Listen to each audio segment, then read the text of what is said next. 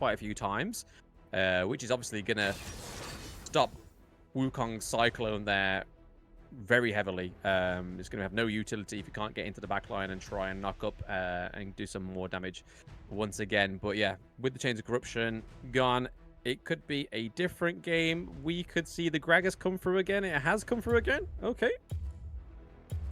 And Gragas going to be the first pickup again. Worked pretty well as a jungler, but another jungler that worked pretty well last game is Jace. Potentially going into the hands of Ryder Zitto again. Had a really, really good performance in that last game. First strike with the poke damage and just doing so much burst damage overall. Corki, champion that didn't get picked at all in the previous game, even though it wasn't banned in the first phase. Got banned in the second phase instead. So very curious to see where that's going to go as well. Probably going to go in the mid lane, potentially in the dual lane as well. Yeah, no, that switching out the Corki from Ezreal. I mean, to be fair, the Ezreal did really well. The Ezreal ult to clear the minion waves, stop any sort of like minion push that was unsuspected on the opposite team of the opposition. But yeah, Corki's just as good, especially with the packages going into the team fights, but also those jungle objectives for stealing as well. We're seeing a Watashi Kiko give Orianna another go again. We saw some really good ults from Kiko on the Orianna, so I think it'll work this time for Forever Esports. They've taken the Braum as well, so that could be a big thing for Forever Esports.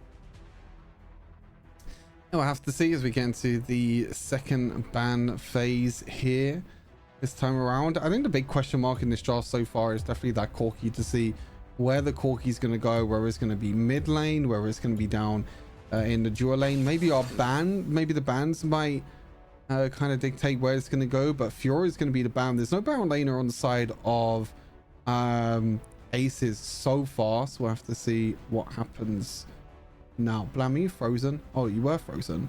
No, you're not. I was frozen. I am back. Oh, you are lagging. No, you're lagging. Uh-oh. British internet. Uh-oh. Oh, and your voice is crackling.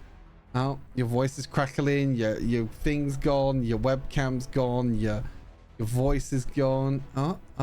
Everything's going. You're on about 5 FPS at the moment. But I come back on PS1 days. I think I'm back. I'm back. There we go. It's all good. Okay, now you're like out of sync. Uh-oh. Wait. What? My audio's out of sync? No, your audio is out of sync compared to the webcam. Oh, the webcam's frozen again. Oh, and now it's just gone. Oh. Uh-oh. Now it's just me. Now now you're stuck with just me. Oh, hello. It's back. It's back. It's back, but your audio is out of sync compared to the webcam. You know what? We'll deal with it. It's fine. We only get to see your face and my face for another few minutes for the draft anyway, so it's fine. We'll sort it out at some point. But yeah, drafts. Yeah, the draft comes through. So a few other bans: Fiora ban, Wukong ban, Ziggs and Shen being banned away. So nothing too crazy in terms of bans. Interesting enough that Aces actually banned away 2 Baron laners, and actually because they have the first pick for themselves, they can pick up that Ornn again, which was in Carlos's hands last time. Oh no, Carlos was on the Wukong, wasn't he? So the Ornn again for Aces is going to be pretty nice. I'm just checking to see if it's still out of sync. Is it out of sync? Yeah. Oh, it's like one of those old-fashioned movies where they don't in sync. Your lips are not the same. Literally, my lips don't lie. Right, but yeah, the Aatrox coming through as well. Interestingly enough, I mean, it was hinted throughout the bans, but for seeing the Aatrox actually come through is definitely going to be interesting to see what Carlos does, whether it stays on the Carlos. It looks like it is. It looks like Gragas is going to go in the jungle again. Twisted Fate. I've seen this once before. I think it was it Government or Trident? I think Trident picked Twisted Fate, and it didn't quite work that well. But then again, we're seeing, no offense to Trident, but it is a little bit better of a team comp going into the Twisted Fate here. So, yeah, interesting to see Twisted Fate with the global ult. They have just taken global ult from the Shen pick to the Twisted Fate pick. But I'm still shocked by Almighty Cathbari Elites not taking Galio. Obviously, the Camille's always banned. So once again, like you always say, the Galio and Camille synergy is not quite there. But the Nautilus is working. Nautilus worked. Many picks have worked for Cold Q. Yeah, we'll have to see how the Twisted Fate affects things because, like you said, it's going to be the first time we're going to be seeing Twisted Fate in this series. So we'll have to check out and see what it is. It is going to be First Strike Twisted Fate as well, which does mean that we might actually go for sort of an... I don't think I could have got that more perfectly synced with yours there. That is probably the first time. Proud of myself. The timers are exactly on. Oh.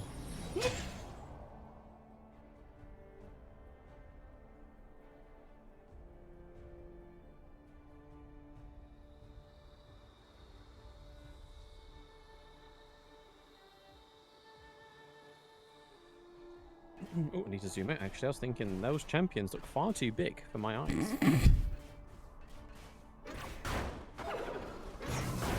Oh, so we're seeing the Corky go up to the barrel. Oh, I lost you again. CPU overload. Hello?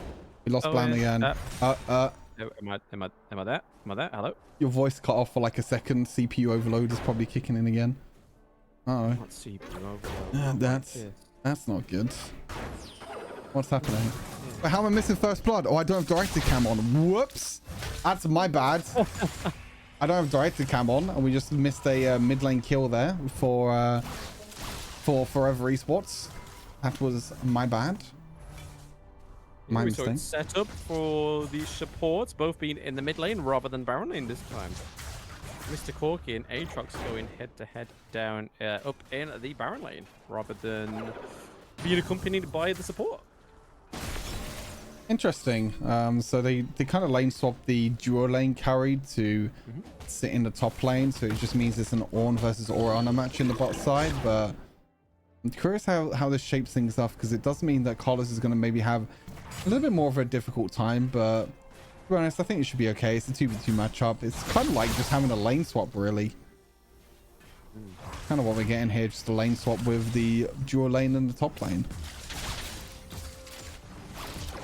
Yes, indeed. Oh, a little bit of engage there. No, just swapping that gold, that sweet, sweet nectar of the gold between two champions there. But I was going to say before, I thought we was going to have a little bit of an engage there onto the Aatrox and the Corky. It definitely seems like a little bit more of a reserved match for Forever Esports this time around. I feel like they'll be playing this a lot more safer, just knowing that if they do lose this one, they're basically going into what potentially could be third place, which is not necessarily a bad thing, but obviously you want to be as high in the ranking as possible. But Cold Q getting caught out by the Aatrox. Nicely done by Carlos. We're seeing that Corky and Jay's damage, but double kill from Aatrox again. Oh!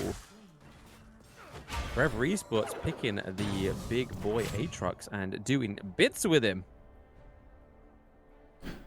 Aatrox doing Aatrox things. That's pretty much it. Champion that has sustain, damage, crowd control, pretty much everything. But yeah, 2 early kills there for Carlos is gonna do him the well of good, really.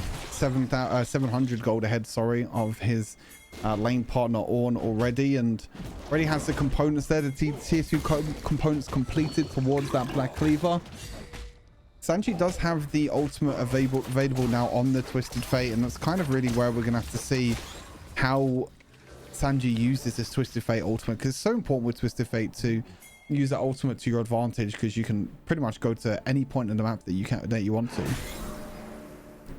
Yeah, definitely. And I've just noticed, I've just clocked it, that the Twisted Fate's gone for the sprint and the flash as well.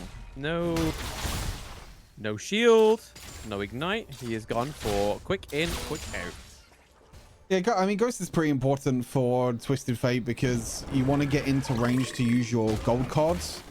So you want to be able to use the Ghost to get into range, to use the gold card on them high value targets. I mean, you can use gold card on frontline carries if you really want to, but it's not going to be as important as, like, you know, using Ghost, trying to use that gold card on someone like an Orianna or a Lucian, because that crowd control is, you know, super important for Twisted Fate.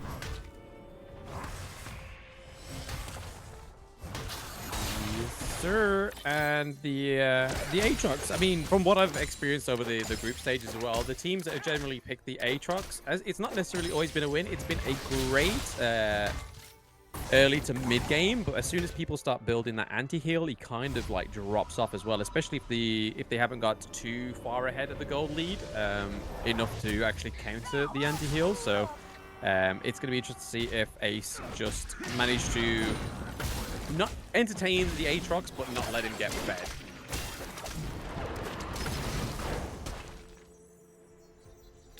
Teams here going to be going towards the Rift Herald. Looks like we actually might see a fight this time for Rift Herald. As we've seen before, sometimes it's just been a normal exchange. The package actually came through as well from the Corki, and this looks like the trade is actually not going to do very well here. Coldstar getting caught out though, unfortunately. The Ornhorn does come through. Shockwave as well. A lot of damage here coming out for Forever Esports and flashing forward. Yeah. Oh, a 4-1 trade on the side of Forever Esports. Nicely done.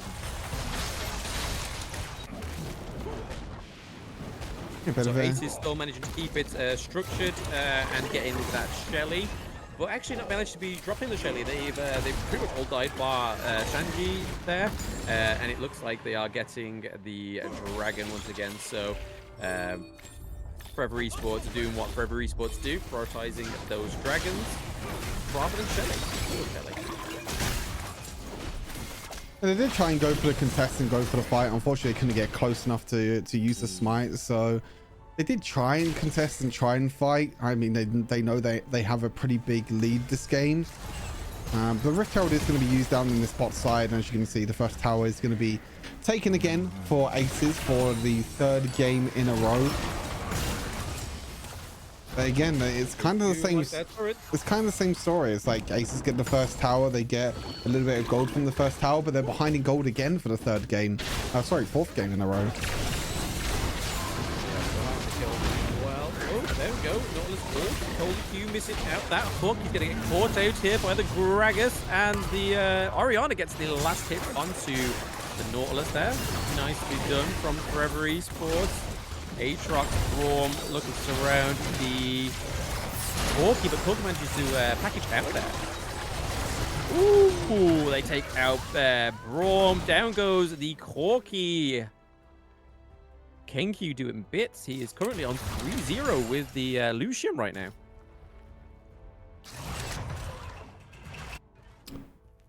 Pretty insane.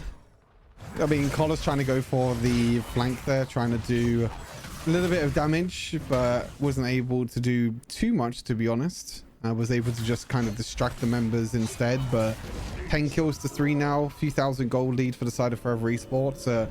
Looks like for now that we could be going to a game 5 in our first series. Yep, so first match of the playoffs, we are getting a complete best of 5. What it looks like so far, we know Almighty Campari elites are generally quite slow in that early to mid game. They like to get their turrets down. They're currently 1 turret up, which isn't sort of like at the same pace as they normally are. They normally get that Shelly dropped in the mid lane. Last match, we saw them pretty much almost obliterate that mid lane from Forever Esports. But yeah, it seems like a bit of a slower pace for the side of Almighty Capybara elites, but I feel like they can still clap back a little bit. Have to see if they can do anything at all, really, because at the moment it hasn't really gone too well for them. They're kind of posturing around the mid lane for now. They're not really doing anything too crazy, but you just look at the moment in terms of, you know, gold leads across the boards. Big gold lead in this Baron lane right now. Nearly a 2,000 gold lead for Carlos on this Aatrox, but Ornn isn't Ornn, and Ornn will still be useful even though he is nearly 2,000 gold behind, because he still brings so much to a team fight. So it's kind of where the big gold lead, you know, kind of sits right now in this game. Yeah, a bit of a fight between turrets here. Cold Q looking to be caught out once again. The Nautilus pick is definitely focused this time. Gragas getting the kill there. Braum keeping the minions out of the first tier turret.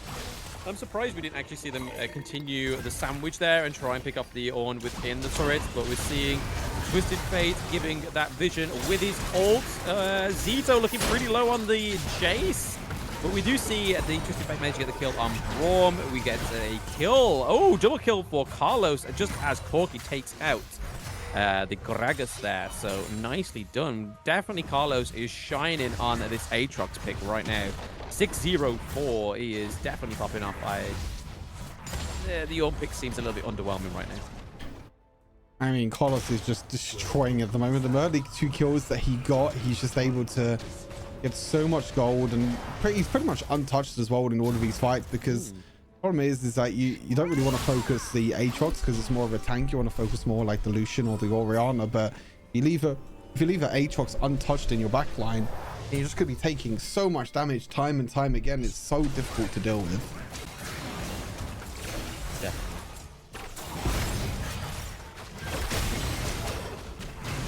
We may see... Oh, no.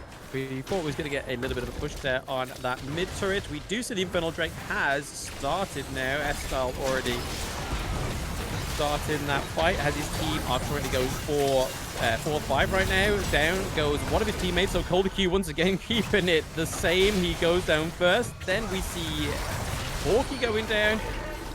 Down goes the Ornn as well. It definitely seems like a domination here for Forever Esports. But Aces do manage to get that RE kill, but what's an RE kill when you are 17 kills there? 17 kills to 6 is crazy. 18 to 7.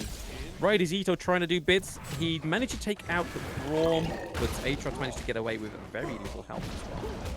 Yeah, this is going to mean that the second Dragon's going to go to Forever Esports as well, so trying to get that 3 Dragon priority.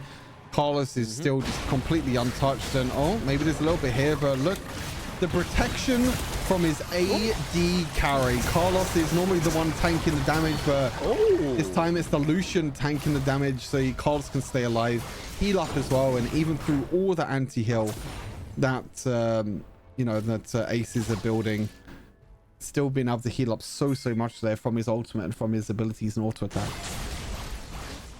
Lucian willing to risk his no-death run for Carlos's no-death run there.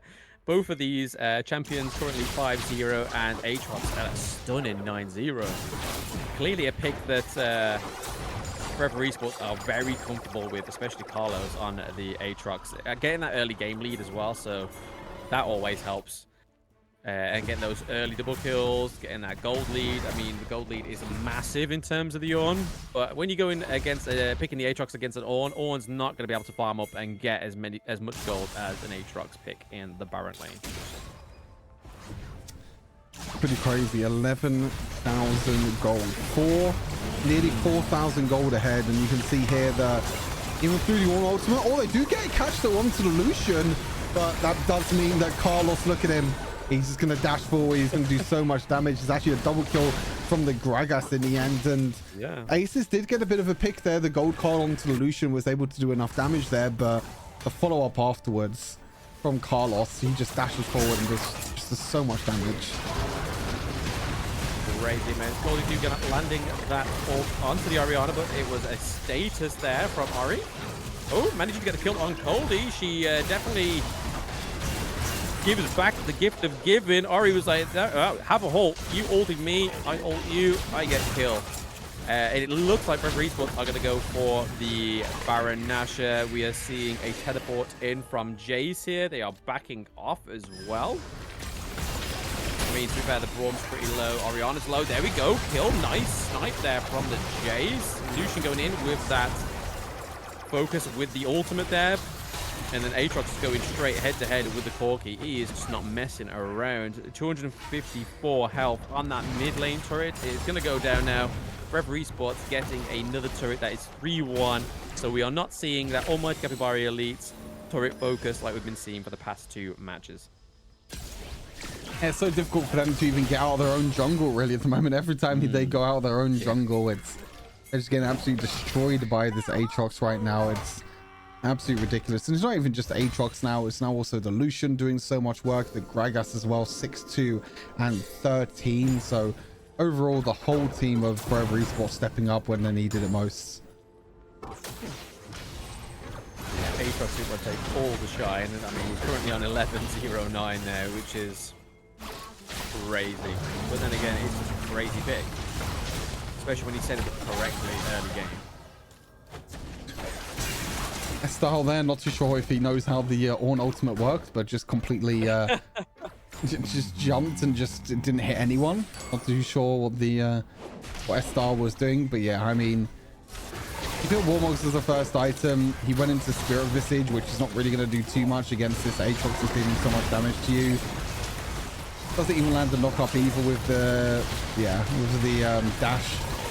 Not too sure if S-Styles feels very comfortable on this Ornn pick. It's definitely not his strongest. He is definitely more happy with the flashier Baron picks, but when they get banned, what can you do? Lucian getting a double kill there. Nicely done. Gragas picking up a few kills, but they also, most importantly, get that Baron Nashor buff as well onto the minions. I feel like this is probably a lead up to the end of the match. Forever Esports possibly bringing it to a 2-2. I can't see any way Almighty Campari Elite coming back from a 10k goal difference, especially with this absolute titan Carlos on the Aatrox. They're at the Nexus. Nexus has the shield, but it's not going to stop them. There's too much damage there. Nicely done. And we see Forever Esports taking it to a 2-2. So not quite out of the match yet. They are still gunning for that matchup against WLG. Crazy. Forever Esports coming back. They looked really, really strong in that game. That game overall was a lot cleaner performance from Forever Esports. They lost the Rift Herald early on, but they were able to get like little small advantages in the early game, and then little small advantages in the early game was enough to be able to just extend the lead. And you can see the Aatrox in the end, 11-0 and 13. What a crazy performance here from Carlos. Yeah, I just don't feel like there was as much damage output for Almighty Capybara Elite, but then, like you say already, just having that early game lead from the Aatrox, 11-0, and then not only having that, you had the Gragas to contest as well, and then Lucian coming in with an 8-1-8, which is just crazy. And the amount of time we saw the Lucian taking damage for the Aatrox, just so he could go in once the enemy champions were pretty low and just mob up and get all those kills. And it's a